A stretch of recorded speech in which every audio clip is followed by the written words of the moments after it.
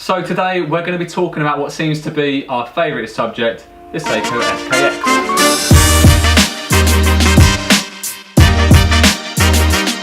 Hi Rick, I'm Anthony. I'm Luke.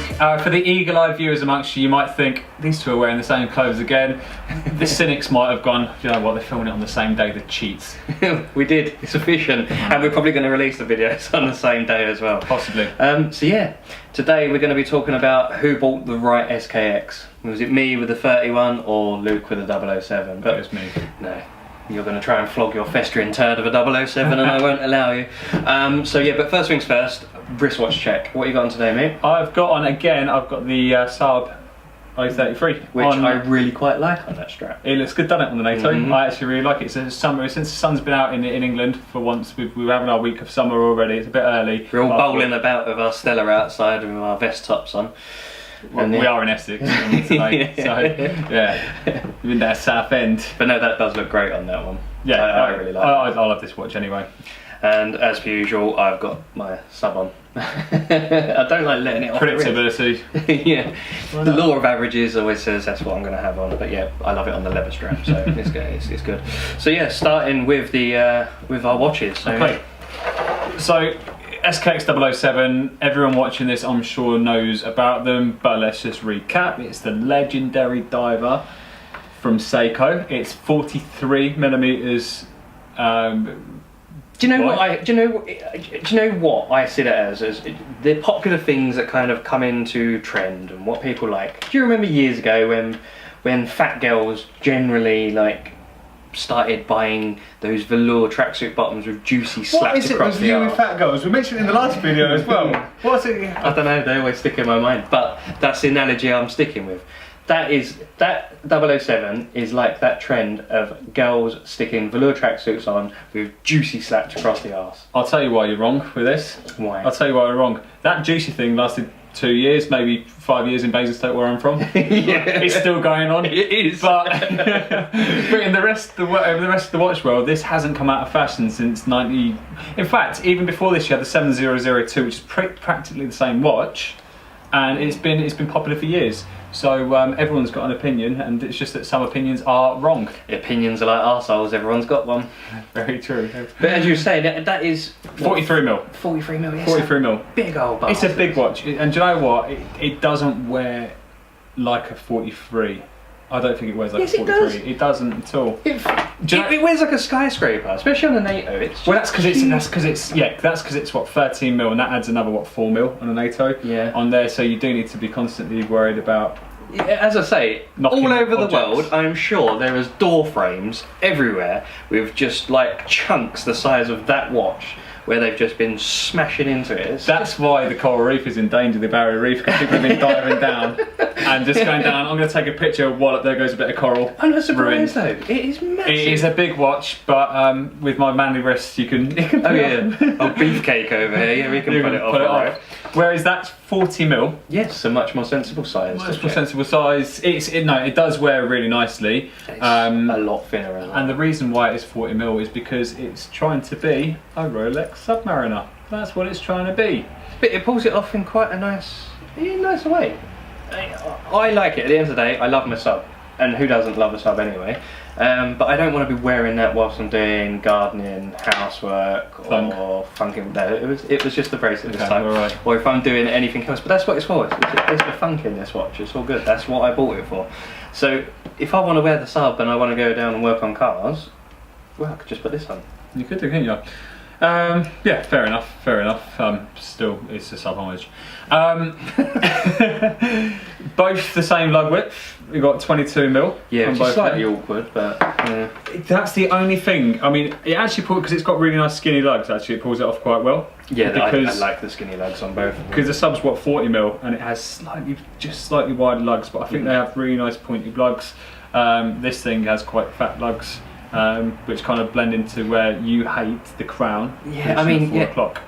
Crowns. No, they need to be at 3, not at 4 o'clock. That's why everyone hates that new Tudor thing. It just looks awkward. That looks awkward. The Tudor looks like someone's put a crown on top of several other crowns and then plonked it on the side of it. But No, Yeah, but I think that looks like 2 watches. It looks too big. it doesn't look like 2 watches. Look at it. That's a great looking watch. It just looks too big. It's a great looking watch. And the other thing that detracts away from me is it's the bezel. It goes in like that, and then the chapter ring on the inside, that's also thicker than this one. So it's kind of like you're looking at the dial really far away, so it makes the dial look even smaller.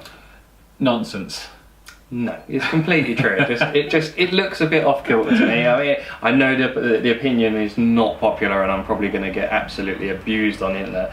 But I don't care. I don't like it. I like this one. Let's talk. Let's do what we like about this one more. Okay, so I'll open my hands up. The dial, it does have some nicer features. It has the applied logo. Yeah. It has applied hour markers in probably steel. Yeah, it's not going to be white gold, is it? Let's be honest. Of course not. Yeah, it's definitely steel. And it's going to be. It's got the date window as well. It's also got it rather than this. That until you said this, but it has just been cut out. Yeah, it just looks like someone's just stamped it out, or a toddler's been given some craft scissors and cut out a date window. And like with the loom, it's just been kind of slapped on there for the. But the loom on this is fantastic. I've not actually seen that. It's going to be the same loom. It's going to be the same loom that's used. And I forgot to tell you actually. The other day when I was looking at this, I was taking some macro shots and whatnot. And I was looking, and then I had a look at a picture of yours. Doesn't the hour hand, doesn't it look like a condom? What's Seiko playing at? And now I've seen it, I can't, every time I'm looking at it, it just looks like a condom. The funny thing is, when you first said that, for some reason I looked at the second hand, I thought, what size condoms are you buying? What's like? I'm not that thin, mate. Anyway, okay. So basically the dial wins hands down on this one. I think the dial is good. I mean, it's simple on that. Because it's a tool watch. I'm trying to. You're making excuses for it. I'm clutching at straws here. The dial is a nicer finished dial on that. And you must admit the case is better on this one as well. The case is a more rounded size, symmetrical, more comfortable, nicer, less big. But then let me stop abusing the 007 for a minute. I do prefer the bezel on it. The bezel. I mean, it's unidirectional, and it's got that. Oh, really? Yeah, it's got a nice, satisfying clunk. Oh, well, yeah, sometimes a crunch. Keep on speaking over the crunch, mate. There we go, I'm done. Whereas your one, it doesn't make any sounds. No, at all. No, did I say that? Oh, that's bi-directional, that one, isn't it? Yeah, this is bi-directional. Oh, there you go. Is that a bit of sand from the beach the other day caught in there still? Yeah. Oh, no, you don't want that. You don't want that at all. So what's that? Is that? I mean, this is 120 click. I don't know what that is. It's just it doesn't really have a click. Zero click. And I mean, the reason this is unidirectional is because it's a ISO certified diver. Here it goes again. Absolute. I do not give a fuck about ISO. I do, and divers do as well. Because this one, they'll choose this one because I mean, how much water resistance this stuff? 100 metres. 100 metres, 200 ISO certified, which means divers can actually use it as a proper dive watch. Whereas, as you found it the other day... So Luke, when did you last dive? When did you even last dive to 200 metres? I dive not very frequently, slash never, but I have snorkeled in the sea with this in nice places. And it didn't do what yours did, where you snorkeled in a not nice place the other day. I didn't snorkel. Why am I going to be snorkeling off the south coast of England? And it was freezing cold. It was only last weekend. And what happened? What happened?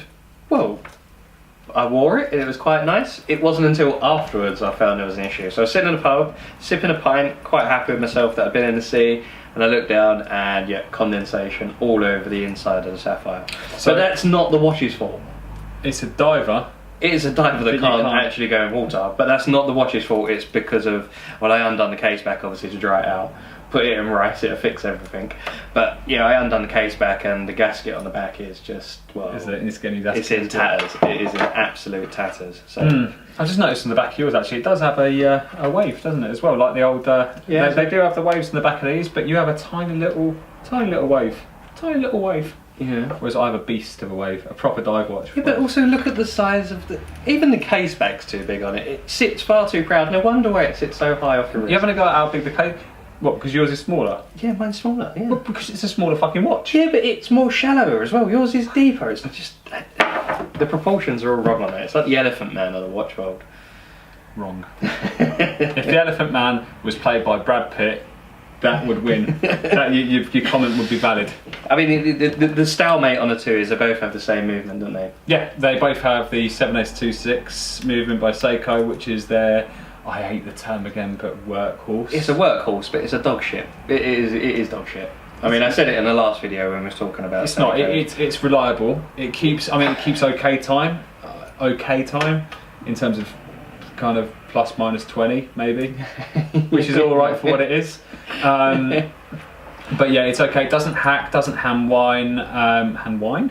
Hand wine. I wish you gave me wine. I know, yeah. But yeah, that's the movement of it. There's nothing special, but it's both. I mean, they're both obviously the 7S26 is an in-house movement from Seiko, so that's one thing you get with both of these. And they're probably actually, you can probably pick them up for about the same price actually nowadays. So it's whatever you want to go for. Whether these are the same price, you reckon? Yeah. I don't know, because these don't come up very often. They don't come up often. That's rare. I'll give you that. It's rare, and it's a sub-homage, which some people like. I'd rather that than. I don't know. That's unfair. I don't think it's a sub-homage. It's not. It's got a very similar bezel to the sub. It's better than going out and buying a similar size, or something like that. There's nothing particularly wrong with full homages. It's just not really to my taste, and you can get away with that. Oh, the second hand is different. I didn't really notice that. Yeah, mine's got a pointy one, whereas you've got like. That lollipop. Yeah, I like your one actually. So yeah, the second hand probably beats it. But we're getting really, really picky now when we're having a look at the differences in two. I mean, we both probably want to change the movements at some point. Yeah, they're both done. So basically, if you're looking to get an SKX, just go for the 31 if you can find one, because then you're not conforming with the internet sheep. And I think that's just a little bit cheaper sheep for a reason, mate. I mean, you can compromise if you prefer the look of the better looking SKX007, but like the case size of that. You can go for an SKX013, which is an ideal compromise. So yeah, it's personal preference. Oh, but no, the crown's still in the wrong place. Wrong, very wrong place. I like the crown at 4 o'clock. It's a Seiko stable thing that they've been doing for years, whereas that just goes back to the. So yeah, instead of going around in circles like we normally do. Shock. Yeah, shock, horror. We've been Clockbait. Thanks a lot for watching, and if you like the video, please consider giving us a like and maybe a subscribe if you want to see more bullshit out. Bye.